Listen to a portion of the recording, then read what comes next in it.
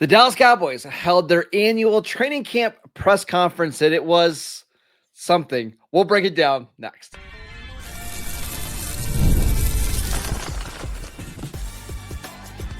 You are Locked On Cowboys, your daily Dallas Cowboys podcast.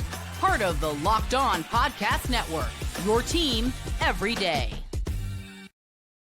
Welcome back to the Locked On Cowboys podcast, part of the Locked On Podcast Network, your team every day. We'd like to thank you for making us your first listen of the day. Today's episode is brought to you by FanDuel. Right now, new customers can get $150 in bonus bets when your first $5 bet wins. Welcome back. I am your host, Marcus Mosher. You can follow me on Twitter at Marcus_Mosher. Joining me today, as always, is Landon McCool. You can follow him on Twitter at McCoolBCB. And on today's show, we are diving in to the Cowboys opening press conference at training camp. And I have a lot of thoughts on this, but I want to give you the floor. You tell me kind of just your general sense vibe coming out of that press conference. Well, it's one of these things where it's like, this is the kickoff for training camp, right? This is what this press conference is for. So traditionally you come into this and it's like, here we go. We're finally getting some football. We've been talking about a lot of nonsense for the last few weeks because that's what always happens at the end of the offseason before you get into training camp is a bunch of nonsense because people are so excited to talk about football. And then we show up to training camp, we start talking a bunch of nonsense. It's not football. And I'm signing Micah Parsons and all that and getting him under contract. It's not nonsense, but it's not football either, And I think, I'm probably reflecting a lot of people's frustration with the situation. It's important to discuss, but the horse race of it all is just kind of draining, especially when we're kind of, ready to sink our teeth into football. And it's again, more other than football. Yeah, I was actually getting ready to watch the press conference, and I had a buddy call me who works for the NFL Network, and I was just telling him that I've just come to really dread these press conferences because number one, we've been doing this for a long time. We always have to try to decipher what Jerry Jones and Stephen Jones are saying and what they mean and what they're trying to accomplish, right? So that's a pain. And then we see the reactions on social media and how everything gets twisted. And I just want this to be a football conversation. Get me excited about training camp. Get me excited about the regular season.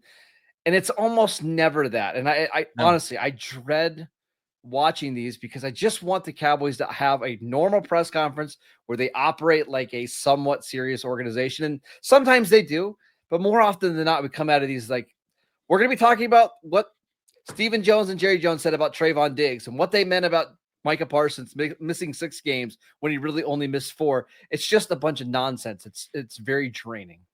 Yeah, it's fair. And I think a lot of the fans are feeling it too. And I was talking about it with you before the show, and we won't linger on it too much because we know it's draining as well. But just to kind of share this with fans, because I know that they're feeling this too.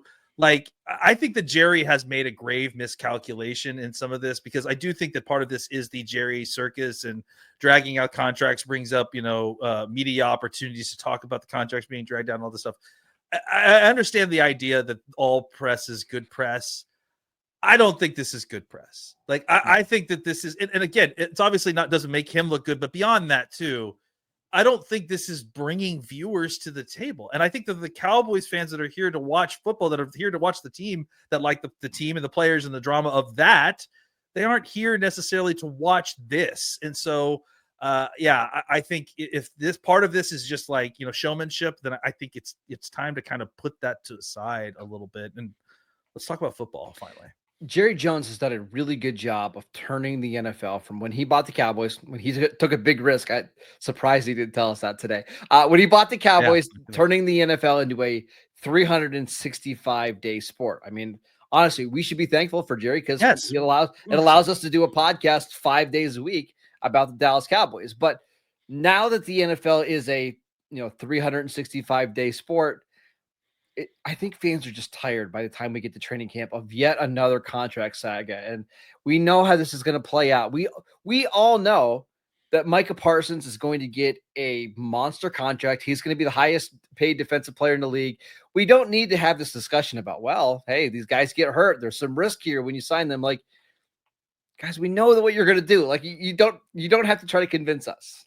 Yeah. And basically all it's done is train us to be knee-jerk reactionists to like interpret everything he says as the worst possible interpretation, because that's just what we've come to expect. So, and the Trevon Diggs situation is kind of a good encapsulation of that, right, as well. Yeah, so we should talk about Trevon Diggs. I think maybe the biggest takeaway coming out of the press conference is they're not happy with Trevon Diggs, but we already knew that, right?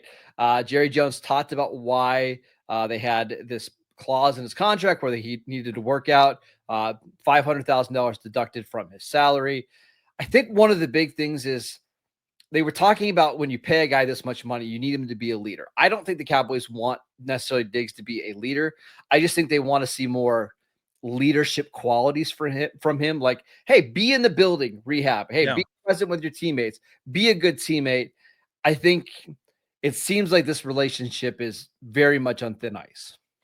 Yeah, it does. And I think the Deion Sanders story that Jerry told, that kind of was like, hey, we know that you're getting your work in. We know that you're getting to shape because we see you on the field, but it's more than that. It's about the optics of who you are and the leadership by example aspect of this. And I think for the Cowboys, this situation is also probably tied to the way that they feel like he's recovered from the injuries. I mean, they've hinted at it very heavily. And I think that they have a lot of faith in their staff to help these guys recover. And I think that they feel like they have a better grip on where Trevon's going to be when he's recovering in-house. So it's obviously a point of contention. And for Trevon, like, I have to say, like, the Cowboys are kind of being painted in some corners of the media as like almost like it's a fine on Trevon. Stop. But he either made a conscious decision to not take this money, or somebody has really, really screwed up, man. Like, you know what I'm saying? Like, there isn't anything in between that. Like, it was a de-escalator in his contract. It's usually very clear language. And even if it's not, like, your agent it's their job to tell you about this stuff. And I have to feel like that was the case, that the agent has told him. So to me, Trevon made a conscious decision to not come to the Star to work out, and that's his choice. But let's not act like the Cowboys are punishing him. Like, this is money that he left on the table that all he had to do was to show up to these practices, a percentage of them, and he could collect his check. And maybe he thought the Cowboys wouldn't follow through with taking it out of his contract if the rehab was going well or whatever. I don't know. But you're right. Like, somebody made a really poor decision. I mean, I know that Diggs signed a massive contract, but $500,000 is $500,000. I wouldn't be wanting to give that money away. Hey, listen, for guys who spend $1 million a year on their bodies or whatever, like, maybe that's the business decision he made. Maybe he feels that strongly that I'm not saying that's correct, but maybe that's how he feels. Either way, this was clearly a decision made, like, unless somebody is about to get sued for making a horrible mistake. Yeah, so I think it sounds like Trevon Diggs is going to start the year on PUP. I believe it was Jane Slater who said that. And then it's kind of, we'll see where he's at with the rehab. We'll see, where their relationship is. I think she even mentioned, hey, maybe the Cowboys could trade him in season. I don't know how likely that is, but it just feels like all possibilities are on the table now with Trevon Diggs and the Cowboys. We should say this. I don't know that, like, the bridges are burned yet. Like, I don't think it's quite that far yet, but I think it doesn't look like it's a happy relationship right now. Maybe things get soothed out now that everyone's in Oxnard and they have a chat. Maybe he gets on the field and everything works out, but it's certainly not looking great right now. Yeah, I would strongly bet against Trevon Diggs being on this roster in 2026. I think that's kind of where I'm leaning right now. I think that's fair. Yeah, I think that's a fair thing. All right, let's talk about the Micah Parsons nonsense, because Jerry Jones and Stephen Jones obviously had a lot to say about Micah. Mostly good, honestly, mostly good. Almost all good. Almost all good. But there's a couple of things in there that always get twisted because that's just what happens in these stupid press conferences. We will get to that next. This episode is brought to you by Rougiet. Guys, you probably have heard of Viagra or Cialis. Maybe you've even tried them, but if you're looking for something beyond the usual pill, it's time to meet Rougiet Ready. Rougiet Ready is a next-gen prescription treatment designed to amplify arousal in the brain and boost blood flow. Unlike the usual pills that can take hours, Rougiet's 3-in-1 formula dissolves under your tongue and kicks in fast, on average in 15 minutes or less. Effects can last up to 36 hours, so you can stay confident and in control when the moment is right. And if traditional options haven't worked, Rougiet might be the answer. Over 150,000 men have already made the switch. Head over to Rougiet.com/LockedOnNFL and use code LockedOnNFL to get 15% off today. That is RUGIET.com/LockedOnNFL and use promo code LockedOnNFL for 15% off. Individual results may vary with prescription treatments. Compounded drugs are permitted to be prescribed under federal law, but are not FDA approved and do not undergo FDA safety, effectiveness, or manufacturing review. Please visit the Rougiet website for full safety information.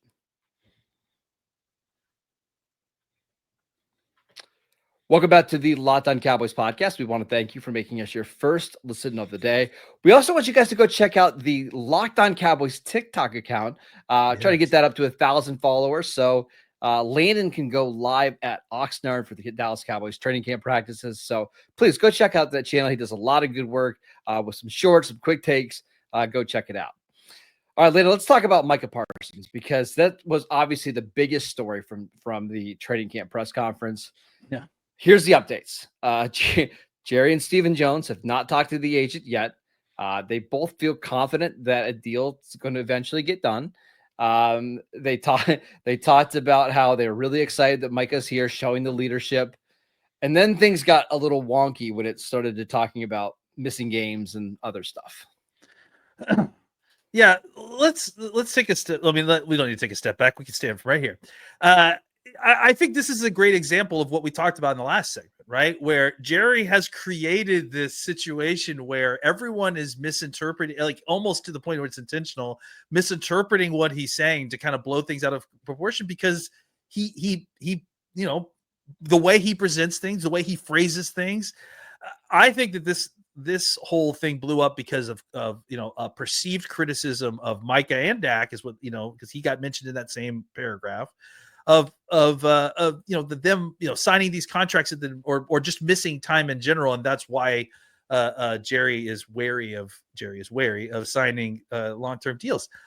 I don't think that that's what Jerry was trying to say, and I think that this is another great example of Jerry overcomplicating his message and not kind of delivering what's very simple. I think the 10,000-foot view of what Jerry was trying to get across was that he's happy about the way Micah is handling his contract situation and the way that he's handling Micah's contract situation, because he's getting the best of both worlds. And that if you look at the Trevon situation where they signed the deal early, you've got a situation where, a guy is not doing everything that you would want him to do. I think if anything, he was trying to compare Micah to Trevon and how, look, Micah's doing all the things that you want to be doing, that you should be doing. He's showing up to practice, he's being a leader, but Jerry fumbled it all so much that he ends up, sounding to criticism. And ultimately, let's break that criticism down.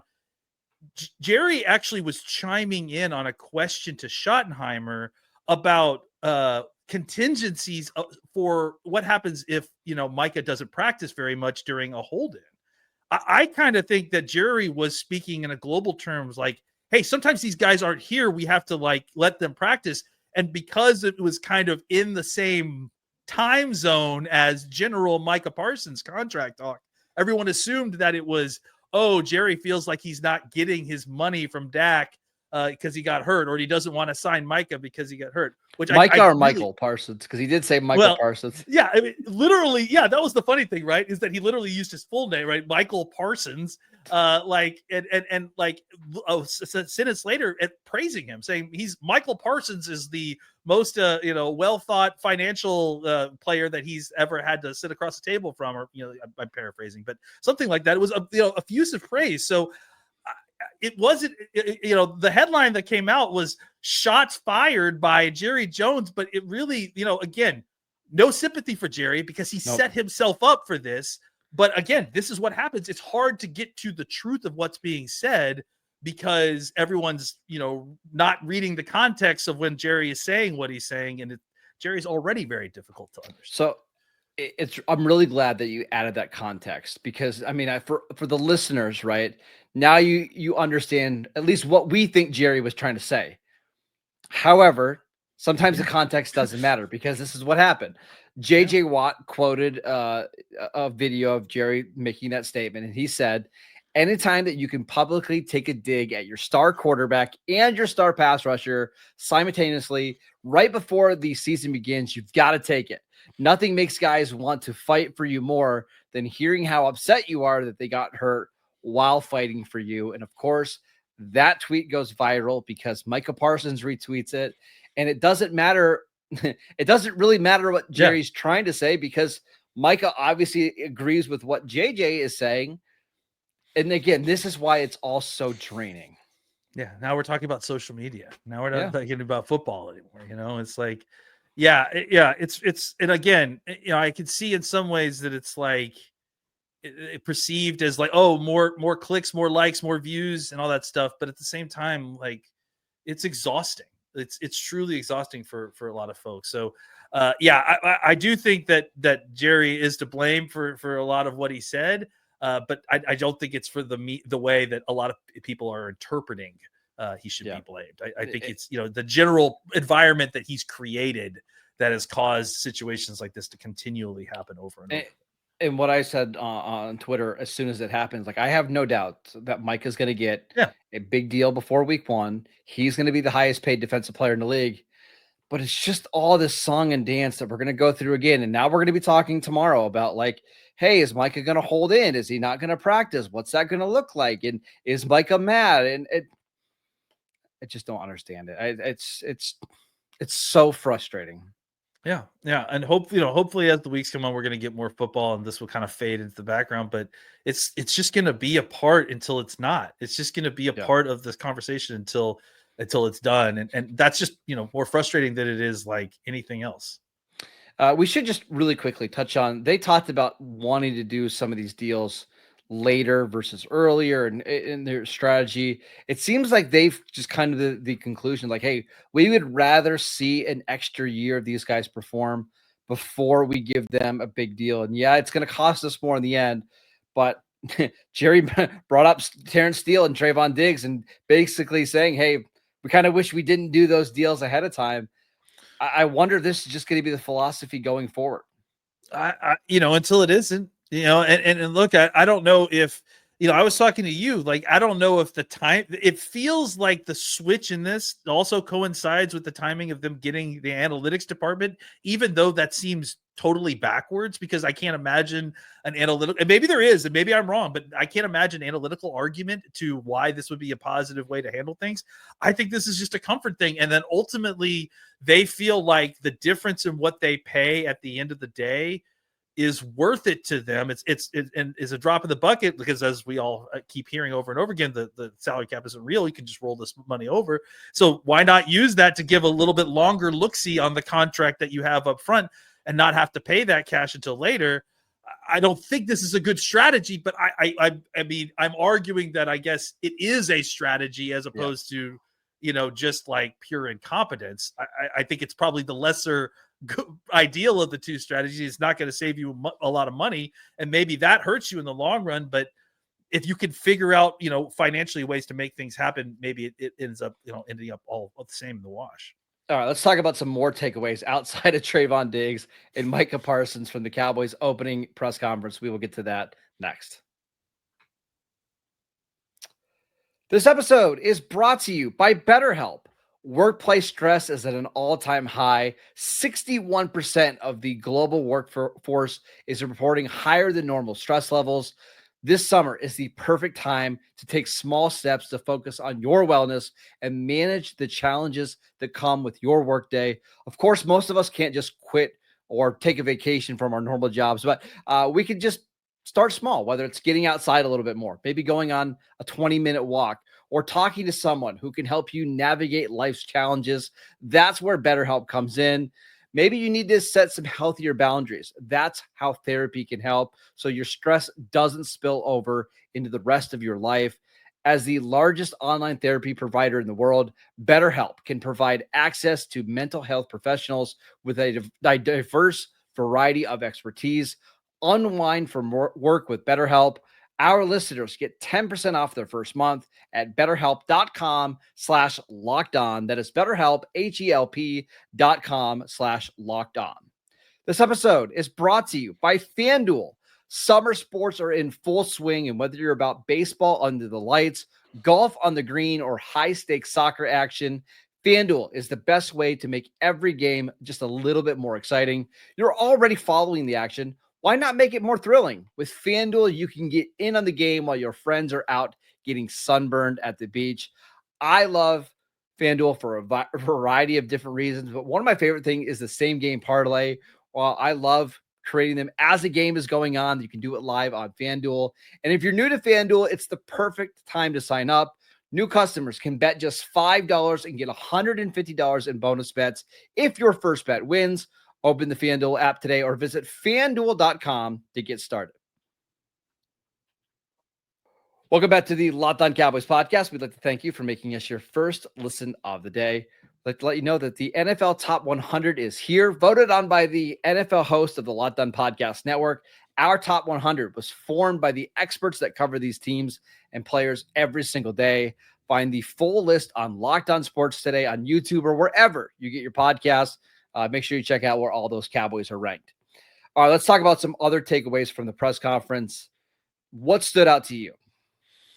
Well, I mean, there wasn't a ton of football talk, but what they did do is Schottenheimer kind of reinforced that, the most important thing is kind of establishing the lines of scrimmage, and that the commitment to the offensive and defensive line and about being physical. So, I mean, when he got an opportunity to speak, those were the first kind of words out of his mouth. So, again, just another kind of uniform step in the same line. We're getting similar messaging from him each time about what's important from this team.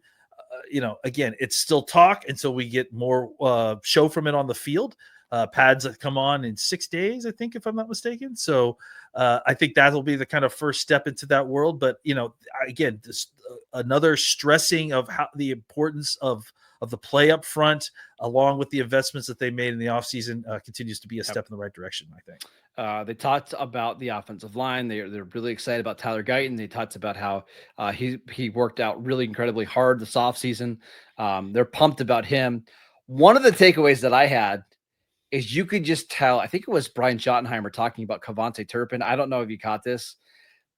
It seems like they're really disappointed with KaVontae Turpin, some of the off-field struggles he had. And partly I wonder if it's because they were, and they probably still are, I think they believe that Turpin's going to have a big role in this offense, but if they can't trust him off the field, maybe he's somebody that isn't going to be a big touch guy in the offense. Well, listen, I mean, part of the reason that he was unavailable in the NFL early on and he had to go kind of an alternate route is because there has been some off the field stuff with him at certain points. So I think part of the disappointment was that, he's a veteran at this point. He's had it all dangled in front of him and then pulled away and had to claw his way back. It was dumb for him to kind of risk it all. I mean, look, I know he just signed a new contract, but still, it was dumb for him to kind of risk it all with this situation. I think he knows that. And I think that they had to be. Is, by the way, he's 28, isn't he? He'll be 29 in 2 weeks. Yeah, like, so it's old. So like the reason they signed him to this deal is because these returners they can play until, I mean, I remember some of these guys last until almost mid-30s and they were decent because it takes just like the right kind of mentality and vision and that sort of thing. Maybe you lose a step, but you can still be good.